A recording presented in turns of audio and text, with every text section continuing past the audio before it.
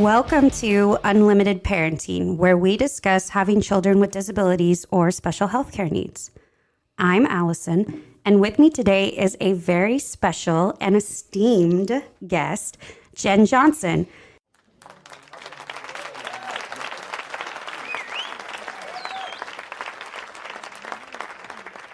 As an iPoll board member. She's here with us today to share some of her experiences and part of her journey. So thank you, Jen, for being here. Thank you for having me.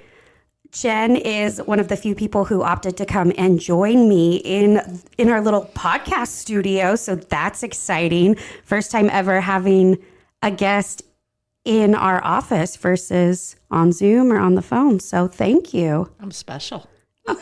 Obviously. So I guess I kind of wanted to start by asking you to share a little bit about your son's story, how he got diagnosed, and a little bit about that journey. Sure. So I always say I think my journey is not typical, but maybe it is. I have got twins. So I've got baby A and baby B. And during my 20-week ultrasound, baby A was diagnosed with a heart defect.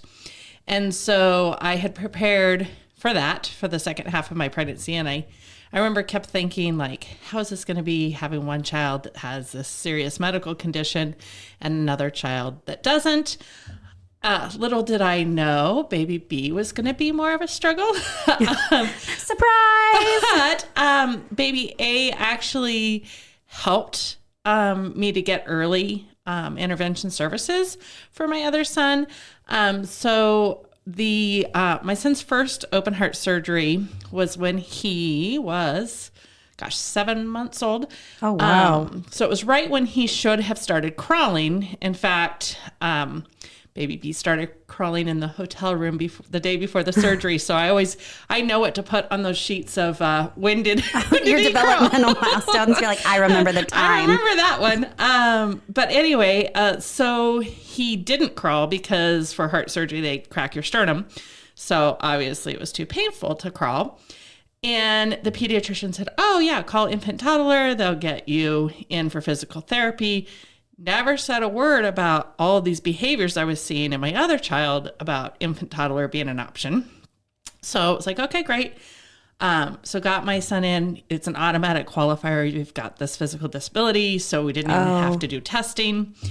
And then, I don't know, a few weeks in to the therapist being in my home, I jokingly said, can you help this other kid who's got this crazy behavior going on?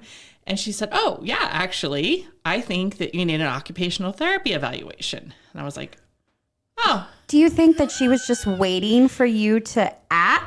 Maybe she couldn't say? I have no idea. She seems like she had a really prepared response, right? Actually, we can help you. So, yeah, I mean, it was interesting that the pediatrician hadn't told me this was an option. This therapist hadn't known.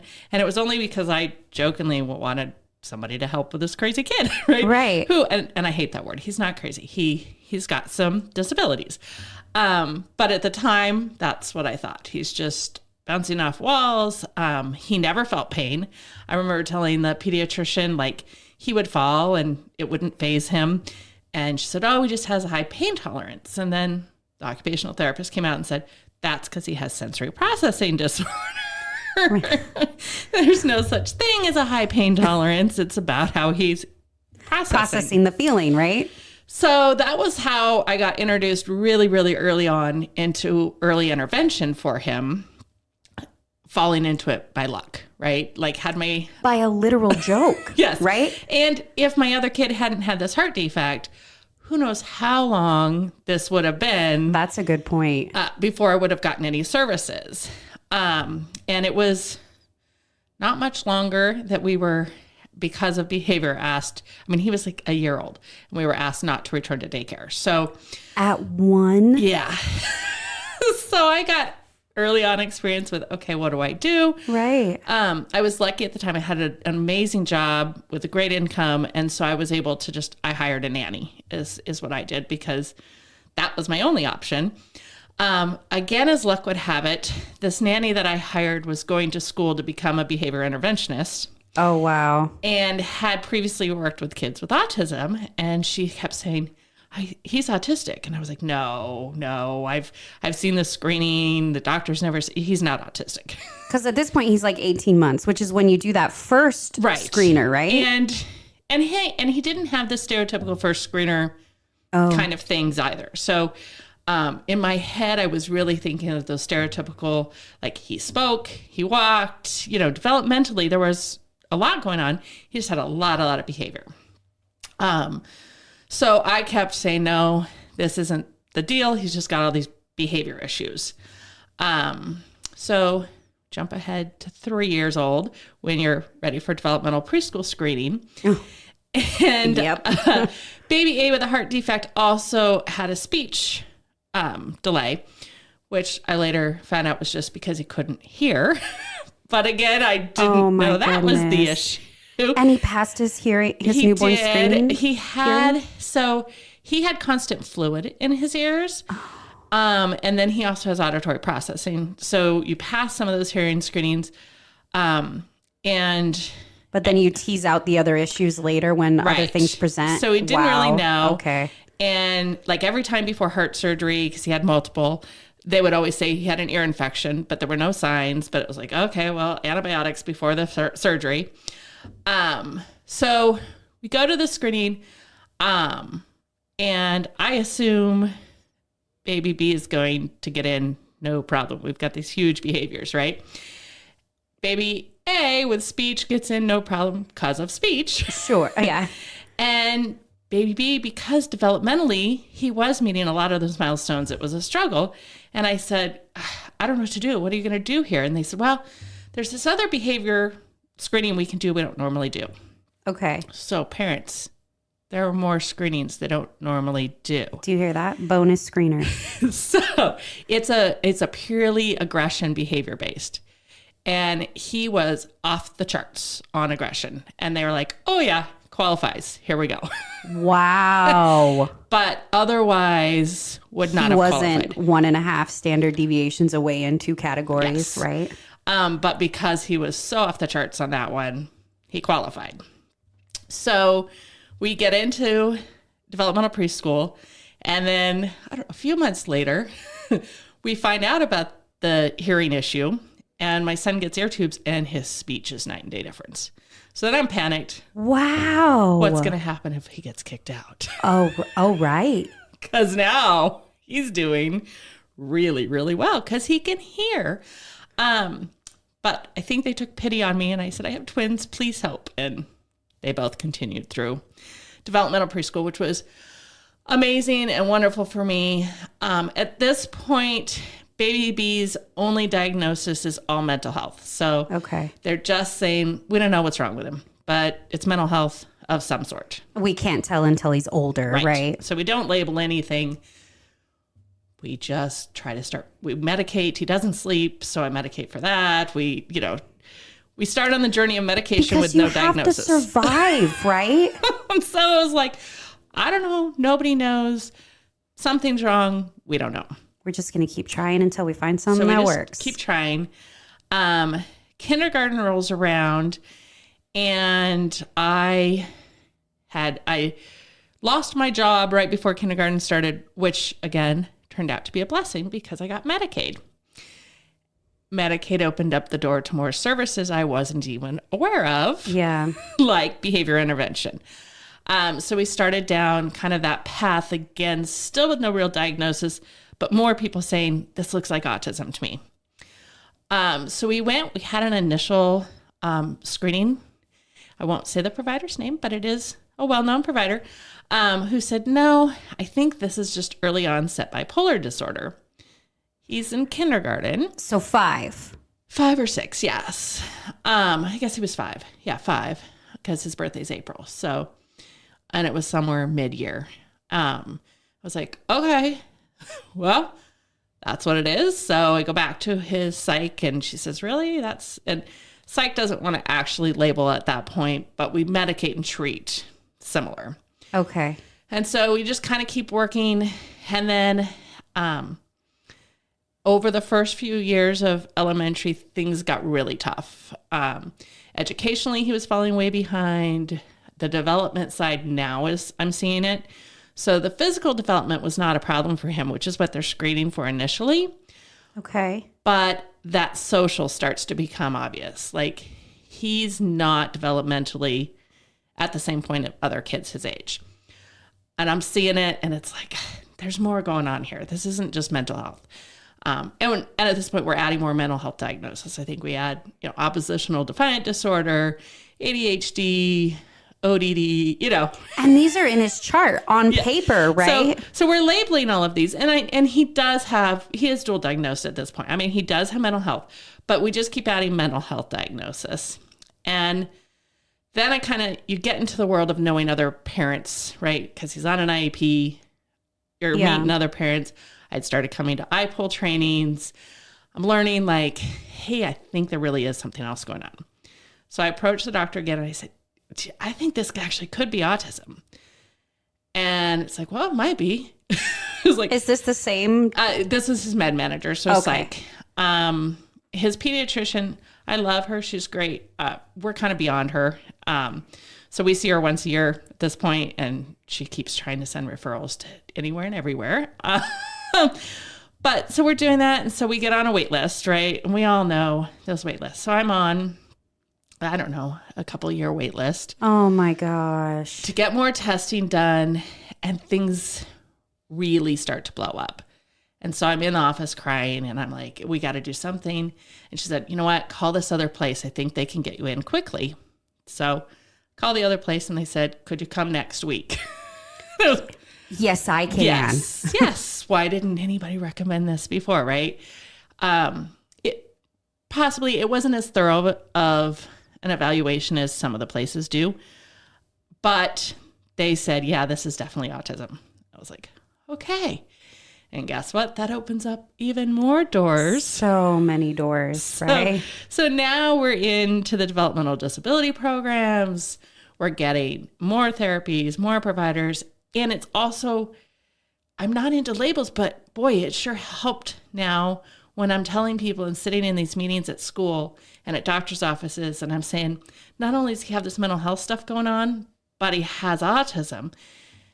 And it's unfortunate, but society sees that in a more positive light. It's like, oh, this behavior is because of that. The behavior is also because of mental health, but that's seen as like this negative, awful, I don't know, he could control it somehow thing.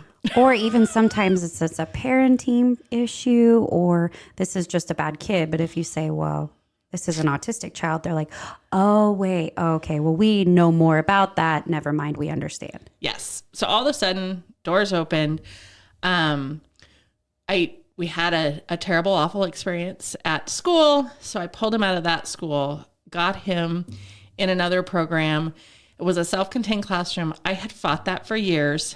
And I struggle now because I'm for inclusion, except for getting him in that program was night and day difference for him.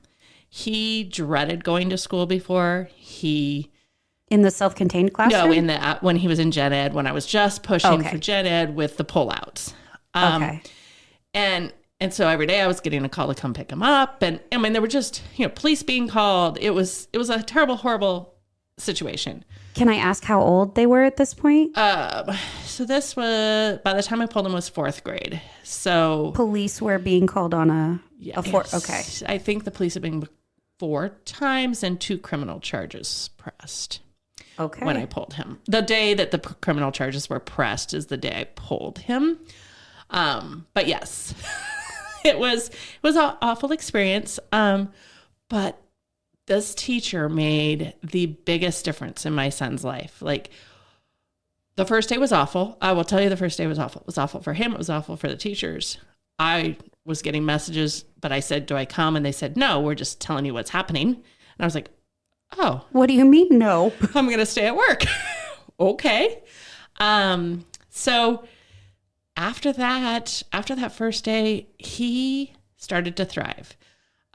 He's still academically way, way, way behind. He's now going into 9th grade.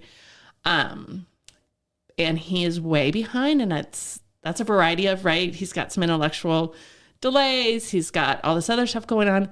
I also think the learning for him probably stopped in third grade.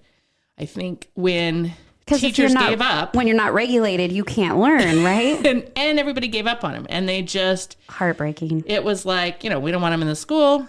He's scary. They're telling other... And there were times, I admit, like if I were another parent, I would not want that child I would be worried for my child. I understand. I do.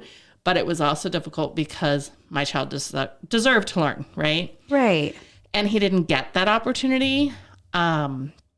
So he's making up for that now. But he's enjoying when the accommodations are correct, right? So reading is a big struggle for him. So if we can provide curriculum auditory for him and make that, then he's going to do better.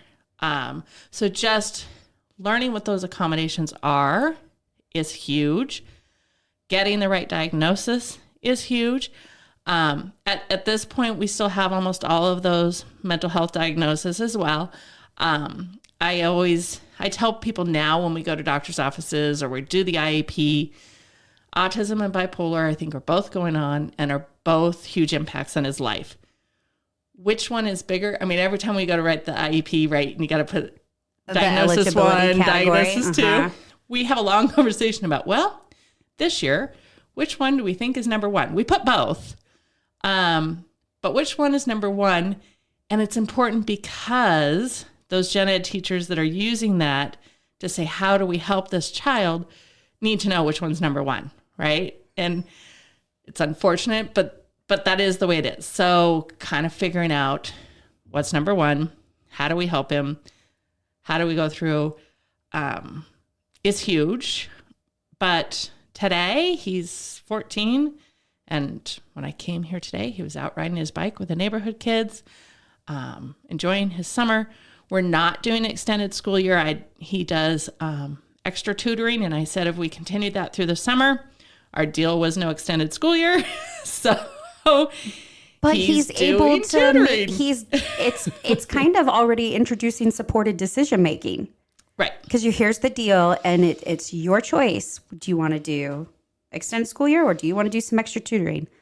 You make the choice. So, yeah. And he told me Monday, we were walking into tutoring Monday morning. He does it Monday, Wednesday mornings.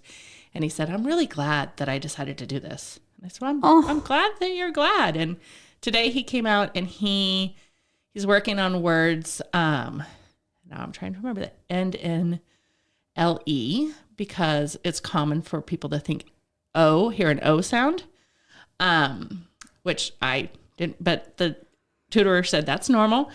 And he asked to bring the sheet of words home so he could practice reading them. Oh my gosh. It's like, now the sheet is still in my car. He didn't get out of the car yet, but the thought was there. He asked to bring it home today. So, and if you're talking about even comparing to typically developing peers, I can't think of any kid that age who's like, I'm bringing my reading list in. I want to work on it. Yeah. Right? So it really is huge. So my long, huge, drawn out story is to say you're not necessarily going to get the right diagnosis, the first diagnosis. At this point, I think he's had 3 or 4 neuropsychs, and all of them are kind of slightly different, but also necessary for services, right? Yeah, exactly. And so just keep trying, I guess, and listen to your gut, right? Like, or don't, because in the beginning I was like, no, this isn't it. And all these people were saying, yes, it is. But the hard thing is it was outside people, right? The medical professionals, they're like, no, that's not what we see either. It was the people living the lives. It was the other parents. It was the interventionists. It was, it was nanny. It was these people who were seeing him that were saying, hey, this is what we see. And then when I finally got involved in the world and started seeing it, it was like, oh, yeah, I see it. And then knowing to go to the doctor and say, actually, I see it.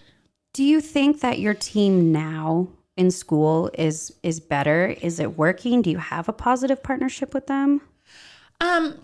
yes and no. Junior high has definitely been much more difficult.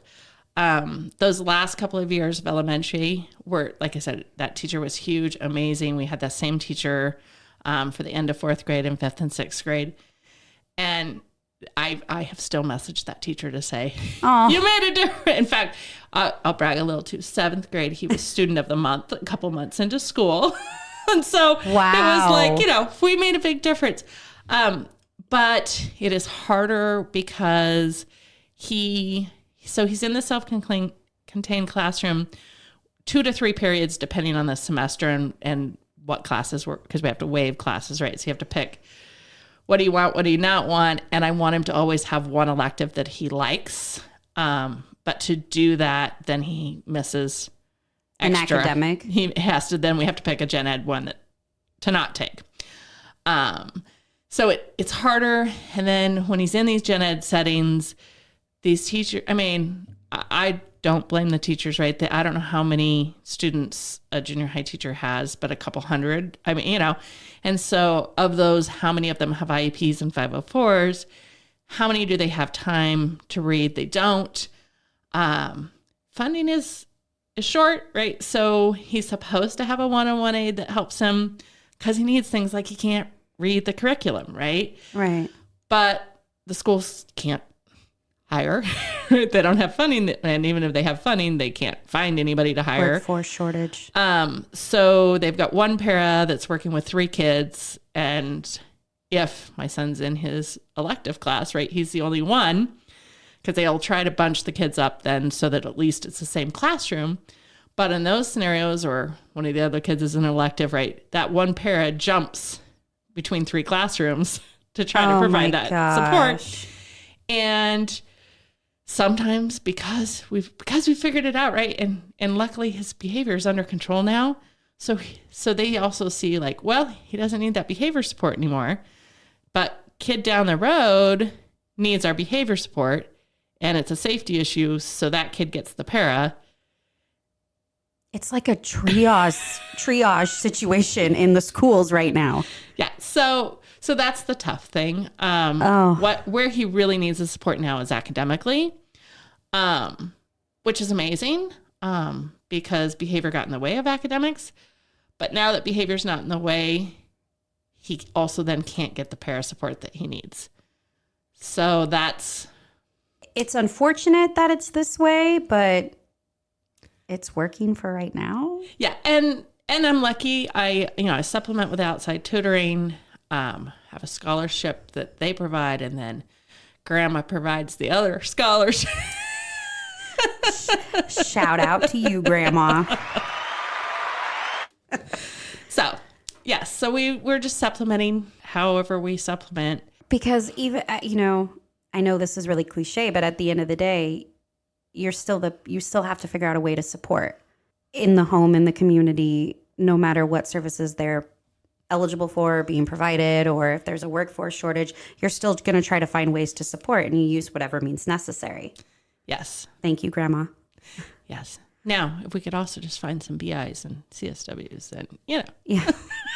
If you're listening, we're putting that into the universe. Can I ask about baby A? Yes. Are they being supported by special education, or? So he's had his own kind of weird road as well. So he has ADHD, but otherwise, and that is still a diagnosis that causes issues, right? But it's funny because I'm like, but it's just ADHD and it's just a heart defect, right? Because when you live in this world, ADHD does kind of become, it's just ADHD. Yes. So I feel bad, but he's bounced actually on and off IEPs. He's not currently on one. He's been interesting. Elementary school, kindergarten, when we did the 3-year revised after the developmental preschool, they said, I don't think he needs it. And it was like, okay, yeah, I think he's good.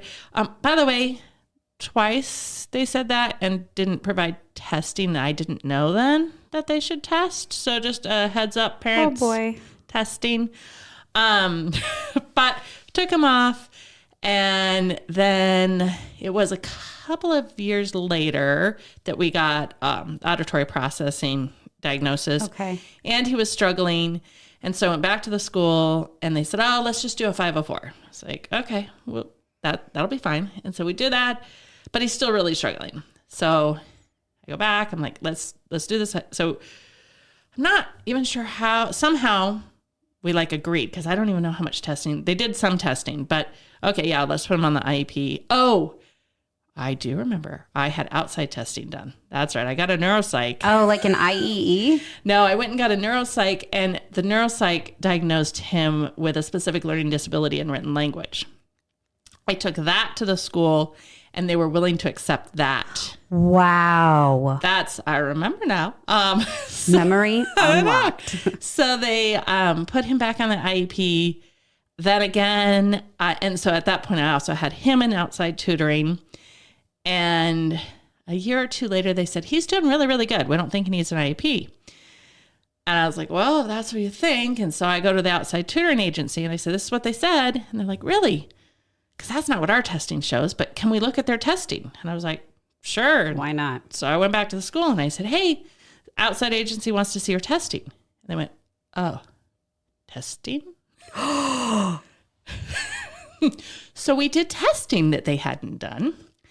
And lo and behold, not only did he still qualify for an IEP, but he was previously on a written language. He now was on a reading, written language, and math IEP. Oh, for goodness sakes. So testing, parents, testing, and documentation. Yeah, ask for the data. So he continued on that until this past year, so 8th grade. And he really, once you get to the junior high level, there's not a lot.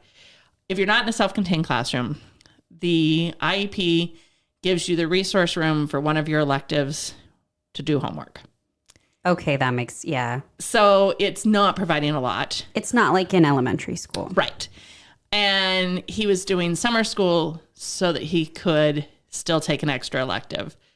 So we had a conversation with him as well and said, what do you think? Is this helping you to have this extra class? And he said, no, I'm bored and they don't help me. And I said, nice self-advocacy skills. Okay, then I'll go ahead and just wait. So I waived the IEP without testing at that point. And he really is doing pretty well. So good for him. But I can tell when he's not medicated. Oh yeah, I've said that so many times. So yeah. Is he on a 504 now or nothing? No, we just support. Have nothing. Yeah. Because there aren't really a lot of supports that he needs at this point. So wow, good for baby A. So yeah. I'm curious, this is a little bit of a pivot. Can you share a little bit about how you found iPole? Because I have heard a very specific story and I want to go straight to the source to see if it's true. Well, so my initial finding was just doing a couple of trainings. Okay.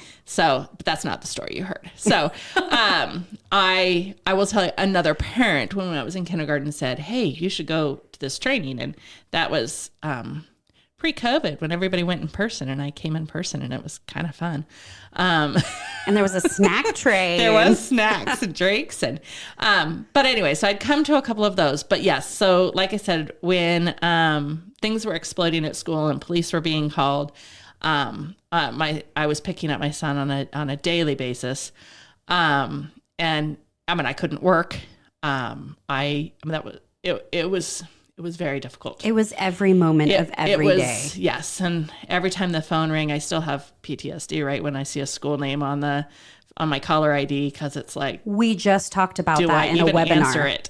Like, yeah, it's real. And so, yes. So one of those days that I got called to come get him yet again, I'm not sure if that day was the day that they called a school lockdown because he got upset and jumped on a table. So versus a room clear, they did a complete school facility lockdown. So I went and got him, and I brought him with me to iPole. And yes, I walked in the front door, and Bill, the wonderful IT guy here, was sitting at the front desk. And I was crying and I said, I don't have an appointment, but I need help. And Miss Sarah, who's still here, was sitting in her office, which was right by the front at the time, and said, send her in here. And I had talked to her, I think, a couple of times I had emailed a couple times as things were, but it was like, I'm just going to IPOL. I don't know who they are. I mean, kind of, but I'm going to walk in the door and I'm going to ask for help. And I sat down and I said, so I just picked him up for the millionth time and I don't know what to do. And so that kind of started my journey on, okay, let's look and see what's been done. I did at one point, I did file a state complaint because the behavior plan was not being followed. We had facilitated meetings. I didn't know about facilitated meetings. Parents, that's an option as well. But it was just kind of walking through, here are the steps, here's what we do. But yes, I don't think it's normal to show up crying at the office, but that's what I did. But I just have to say that people often aren't reaching out to IPOL on their best days. So when we get, and that it does happen, parents just come in. And when that happens, we never expect them to say, look at this report card. It's so wonderful. So, and I know you know this, but maybe if people listening don't, everyone that works here is a parent of a child with a disability. So when you come in like that, it resonates with us and we're going to just try to help you the best that we can because I've walked into this office crying before. I walked in crying and Angela's like, what happened to her? And she looks at Melissa, hug her. And they're both like, we've never seen you like this. And of course it was over an IEP eligibility meeting. So we get it. Yeah. So it was no, my problem was not solved overnight, but I knew the steps to take, right? I knew documentation, right? I think you say that here, right? If it's not in writing, it didn't happen. Isn't that your... Oh, yeah. We've heard that before. Are you ready? Ready for it? If you didn't put it in writing, it didn't happen. I may have heard that so many times. That is kind of what I learned when I came to IPO. When I walked in the door, it was like, well, what's in writing? It was like, right. Well, it's usually me walking in the office and I thought I was trying to be nice, right? Like, I don't want to blow this up. I just want to walk into the principal's office. I got really good at going into the principal's office. I just want to walk into the principal's office and have a conversation and how can we make this better? And, I thought putting things in writing and doing all that was going to make it an adversary. Like an adversarial relationship. You didn't want that. But that's what needed to happen, right? Like I needed to have that. We needed to have those facilitated meetings. It didn't change anything about the outcome, I don't believe, to have a facilitator. It changed the behavior of the people in the room, right? So everybody was nice. It is, parents, if you do it, it's a little more scary because at that point you've also got the regional director and you got every person that's ever supposed to show up at an IEP meeting but never does has made themselves available. They're there. And so I brought my mom. I'm single, and so I don't have a significant other. And so my mom didn't have any experience with IEPs and didn't, but I was like, but you can bring someone in a note-taking capacity. I would like you to sit. And I still remember one of the comments she made is one of the teachers was saying that my son was refusing to do something. And my mom, I still remember, she stopped them and said, wait, that's not a correct term. He doesn't have the ability to do this. This is not a refusal. This is not a behavior. This is an ability issue. And I appreciated that she was able to say that for me. Okay. Are you ready again? Because all behavior is communication. It wasn't refusal. It was communication. I do not yet have the ability to perform the skill you are requesting of me. There you go. I said what I said. I'm glad that she was there. And I will just throw out for the record that sometimes facilitation can be more than one meeting. And sometimes that second meeting can have less members than the first. Not that all IEP meetings in general aren't stressful, but sometimes that facilitated meeting can be even more so because there are more people in the room. but they're just there to make sure that the meeting stays on track. Did you get that impression, though, that they were a neutral third party? The facilitator was definitely a neutral third party. We did have more than one. They also put really strict time. Oh, really? Yes. So we had a very strict, like, it will end at this time. And I knew there was no way we would get through our issues in that time period. So I was prepared for more than one meeting. I would say it felt more like, though, the school versus me, as far as sitting at the table. So the facilitator felt very neutral third party, but it felt more adversarial but at the point that we had this, we were at that relationship, right? The police had already been called multiple times. There was almost wish you would have done it sooner. There was right? a lockdown that had been called. I mean, we were at that point. So another pivot. You are a member of the board of directors for Idaho Parents Unlimited. I'm curious if you could talk a little bit about that. How long you've been there? What do you do? Are you hiring? Sure. So I am currently the vice chair, and I am in my second term. So terms are 3 years, and I am, I think, a year and a half into that one. So yes. Wow. So it's been 4.5 years.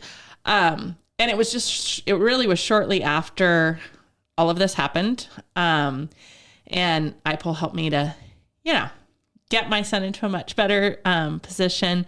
I also own the Sensory Place here in Boise, and I opened that again because of my son. And, I'm honestly partly was because holding a regular job when you got a kid with a million stuff going on is really difficult. Absolutely. So working for myself, I now don't make any money. But I can take my kid to 20 appointments and be available if I need to run to school. Right.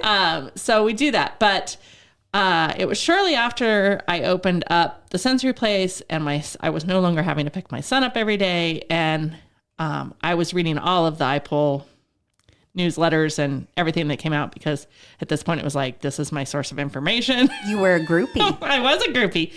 And I saw a thing that said, hey, we're looking for board members. And I was like, that's what I'm going to do. I'm going to join the board. So I filled out an application and got a call, and they said, sure, come join us. And I was like, well, that sounds fun. The rest is history. So then, and I hope I've jumped in and tried to do a lot, because IPOL is, it really was a night and day changer for me. Just knowing the steps, right? I needed to know those steps, and learning. I use all the acronyms now for both the Medicaid system and the school system, but I didn't before, right? And it's really confusing. And so being able to reach out, I know at IPOL we talk about that people become your person, right? So for a long time, Sarah was my person. So yeah, I appreciate that you guys no longer use your personal cell phones, because I was one of those people that would text her and be like, hey, can you help me with like XYZ? Right. And so I probably didn't give her the space she needed either. But anyway, so I wanted to give back because I had taken, right? And it was like, well, let me give back. So that's what I do. We did just recruit a whole bunch of new board members. I'm super, super excited, who just are coming on the board.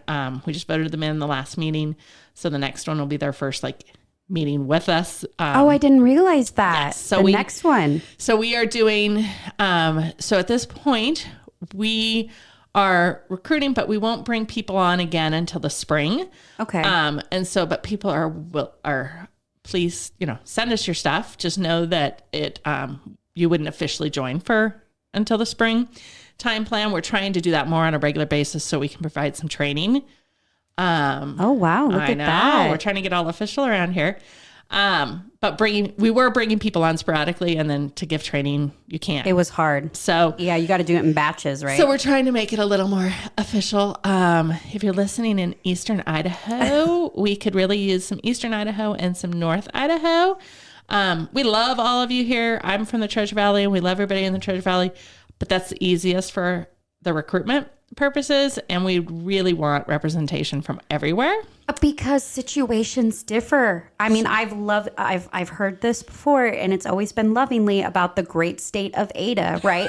There are other places that have other barriers and other things to talk about, and we need you here to express that so we know, because the information that you as board members present and give trickles down to the staff and parent education coordinators like me who hear this and say, oh, wow, that is an issue that I've seen in this particular school district or in this region of the state. And I wonder if there's any training that we can do or anything that we can provide.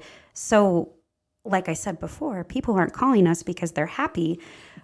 But we also really benefit as an organization from knowing what's happening in these pockets, in these communities, because at IPOL, there aren't any remote staff right now. We're all in Treasure Valley. We're all here at the office. So we don't have those feelers out all the time. So the more support we can get, we're here for it. Yes. And keep that in mind too. I now say we as an IPOL board member, but we are all over the state. And I think sometimes people don't realize that. So just because our office is in Boise doesn't mean that you can't call us from, I'm trying to think a name of a town. Bonner County. There you go. Salmon, Idaho. Like, you know. And I have had that also, just to tag on real quick, where people will say, well, are you still doing in-person trainings? And you know what? We'll go, I would say 95% of the time. We will always go if we can when we're invited.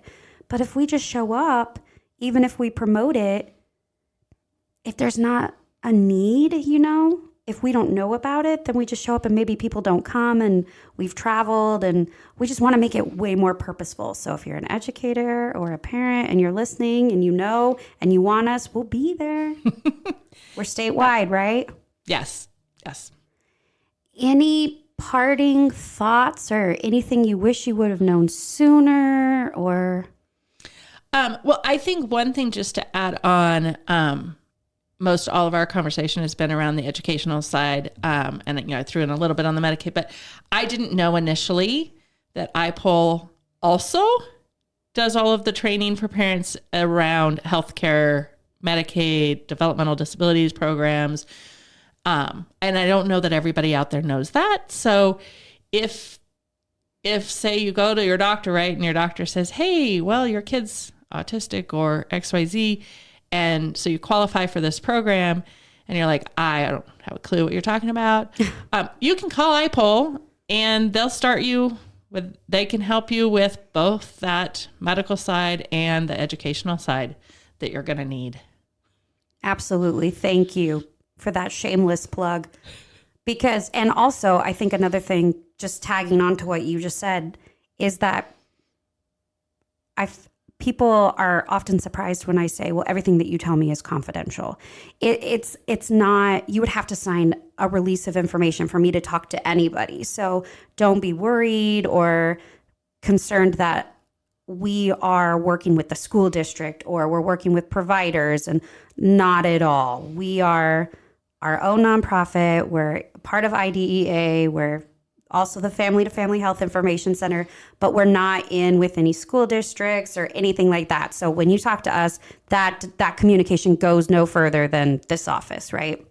Well, and I think just to add to that too, when we talk about doing facilitation and calling the State Department of Ed to get that going, I've heard parents say, oh, obviously they're going to be on the side of the school district, and I hate sides, right? Right, because it's about the child. But that's not what the State Department of Education, they're not, when you call them, they're not like, oh, we're on this, you might. Anyway, they're not the side of the district. They're not the side. They're this third party who helps facilitate things like facilitation and making sure that their job is to make sure that schools are being compliant with the legal requirements. So just keep that in mind. But it is also all local control. So I know that not everybody knows that either. In Idaho, every district gets to kind of make their own rules. They have to comply, but More on that later. Right. Well, before we go, I just want to say Sensory Place, amazing. Every time I go, there's new stuff my children have not played with before. There's more than one bathroom. I don't know why that's such a huge draw for me, but it is. There's a small trampoline, a large trampoline, slides, a zip line. You can have birthday parties there if you've never been. Oh, can you talk a little bit about how you can use... Oh, your family direct funds? Yeah. So, the Sensory Place is approved through Idaho's Developmental Disabilities Program. If you have gone the family direct route, and again, we use acronyms here. So if you don't know what that means, give us a call. Give IPOL a call. But if you've gone that route, they do require that your child is currently in occupational therapy. And that's because we are seen as a supplement to occupational therapy, because everything you're going to find at the Sensory Place, you would find at your occupational therapy office. So more. We bring you all of that specialized equipment, so you don't have to buy it for home and try to find a place to hang a swing and a trampoline and whatever else. Anyway, so as long as you have occupational therapy, then you can put... we call them sessions because that's how Health and Welfare wants to see it. It just means every time you come, right, is a session. Then you can put how many ever annual sessions you want on your plan. And then I bill it quarterly because, again, that's a Health and Welfare rule. But yeah, you can reach out. I've set up a specific email for it. So it's familydirect@thesensoryplace.com. Just remember, place is spelled Playce because we like to play. And I will also put the link to that email in the description of this podcast perfect. too, so you can find it there. Well, thank you. Thank you. I mean it.